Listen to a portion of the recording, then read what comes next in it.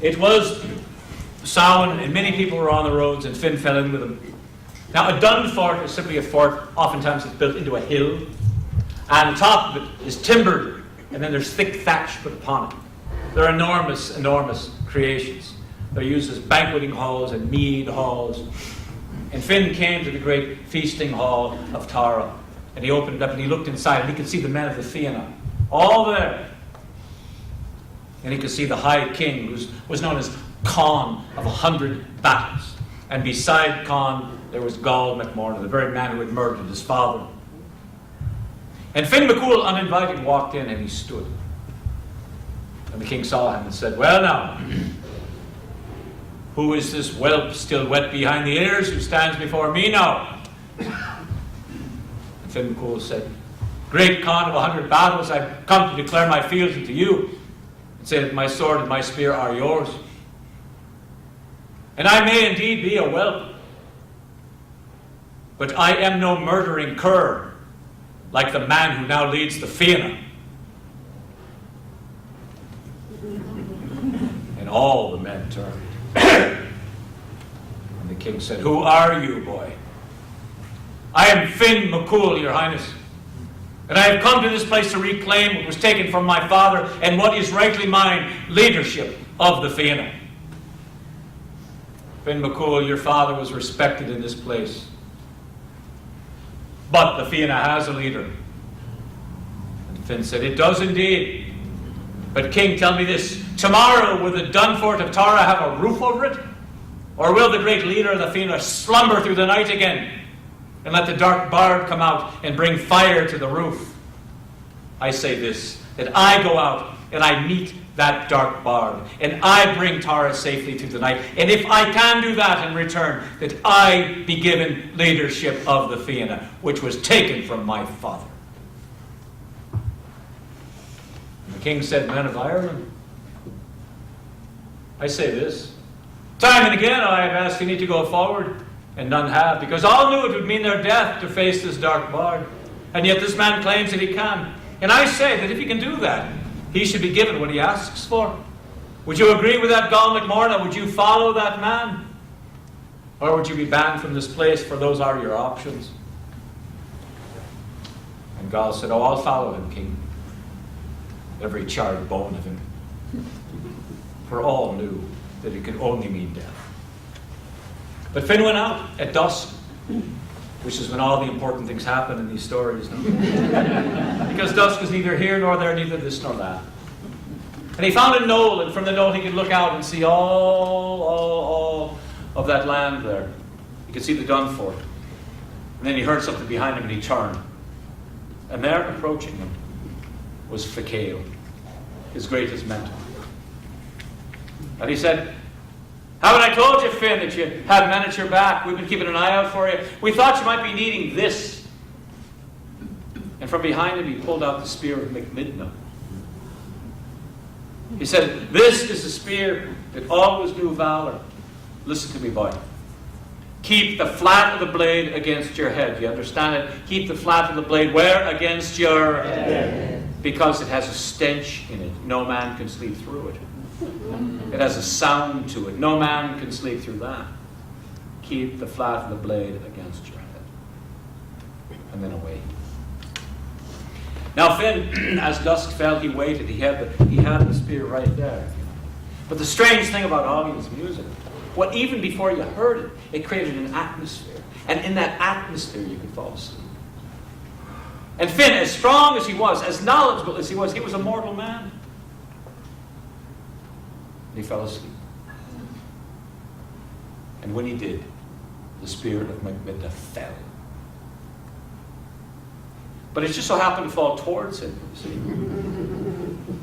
And didn't the flat of the blade turn and just whack him on the side of the head? And from the blade, it was the strangest thing. These voices came. It was the voice of every man who'd ever fought in the Fianna, crying, "Wake up, boy. Wake up. Wake up! You are the point of the spear now. Wake up!" And he did. But at that moment, Ollie and the bard, he summoned fire. Like an arrow of fire flying through the dark night sky, and Finn saw it. And in an instant he knew what to do. He took the cloak that Finnegas had given him. He took it, and he raised up the poet's cloak, and he caught the flame and drew it down right into the ground, and it scorched the earth. And again, Aullion summoned fire, and again, Finn met it with the poet's cloak and pulled it down into the ground. And time again through the night, Aullion summoned fire, and each time Finn met it with the cloak and pulled it down into the ground. And at last, Aullion realized this was a foe he was not going to defeat, and he turned and he fled, and Finn went right after him. But this was a dark bard from the Sidhe, from the other world, and he would shift shape just when Finn thought he had him. And at first light, Finn came upon a rise. He had lost his track, and that's when he saw him. He saw him about ready to slip into the earth. For he had tapped the earth with his flute, and the earth opened, and Finn said, bloody hell. He'll be gone now into the earth. It'll close behind him. He'll come back next sound and do the same bloody thing.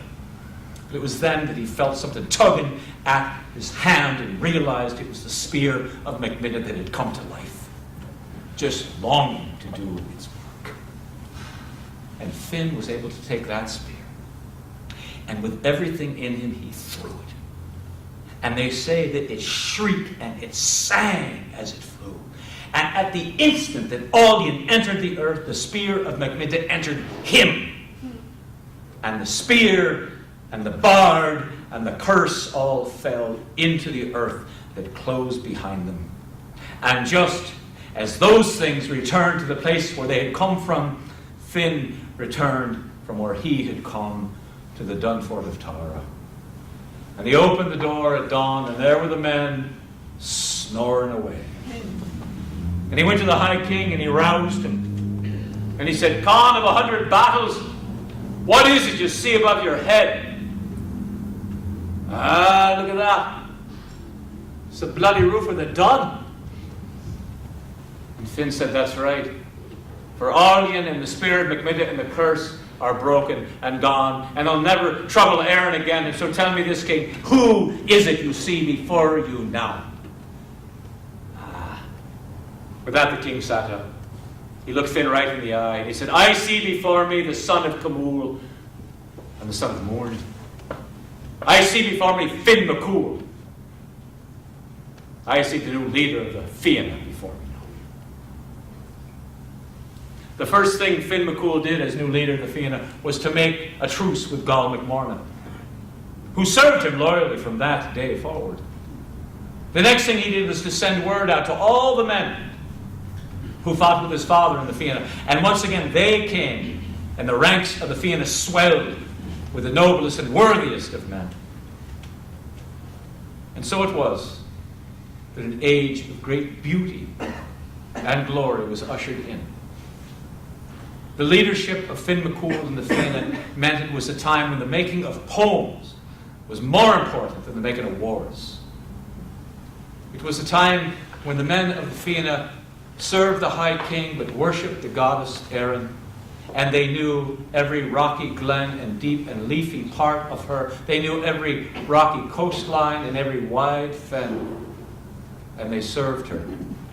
And in time, Finn McCool, he went to the place where Taig the Druid lived, which was called the hill fort, the beautiful hill fort of Almu. What was it called? Almu. And he convinced Taig that it might be better for his health to remove himself and live elsewhere and now. And Taig agreed. Finn lived in that place, and he invited Bovmail the Druidess. He invited Leith Lucre the warrior, and they bided with him in that place. In time, Finn McCool married a woman whose name was Sava. What did they call her? Sava. And in time, they had a son whose name was Asheen. Remember him? Yes. For wasn't it Asheen that gathered all those tales and gave them to the monks way back then and there, so I could give you some of them right here and now? And the thing that's so strange is that all of Asheen's tales and all of mine have one thing in common. They all finally come to an end. But you know, there's no such thing as a tale without an ear to hear it and a good heart to hold it. It is all of you that have done all of that and this night, and I thank you for it, and would give you the blessing that Finn McCool might have given you And a blessing that one of the monks might have given you too. For Finn might have said, deep peace of the running wave to all of you. Deep peace of the quiet earth to you, deep peace. Deep peace of the flowing air. Deep peace of the warming and transforming fire to all of you, deep peace. And the monks, may the road rise to meet you. And may the wind always be at your backs. And when your time does come, may each and all and every one of you be in heaven at least an hour before the bloody devil knows you're dead.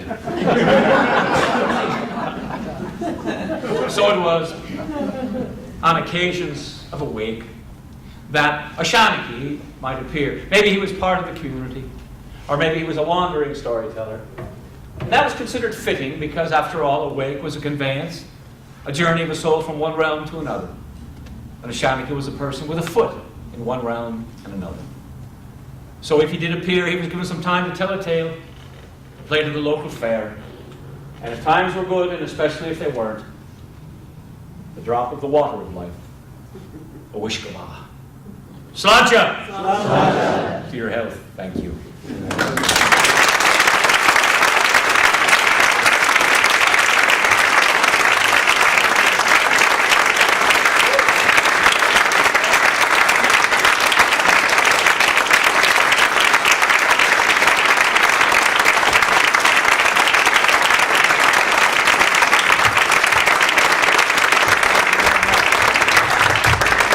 I am really grateful to you. I pick stories that are kind of thick, and it really does take an audience that's patient and generous to help bring the stories to life. And I really thank you for helping me bring that great tale to life again. We finish with a sad farewell song, and then after that, you're all free to go. However, I also have a short 7-minute tale after that I think is kind of funny. But you've been here a long time, so we're going to sing the sad farewell song.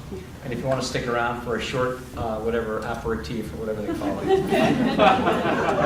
sing along with me. This is called The Parting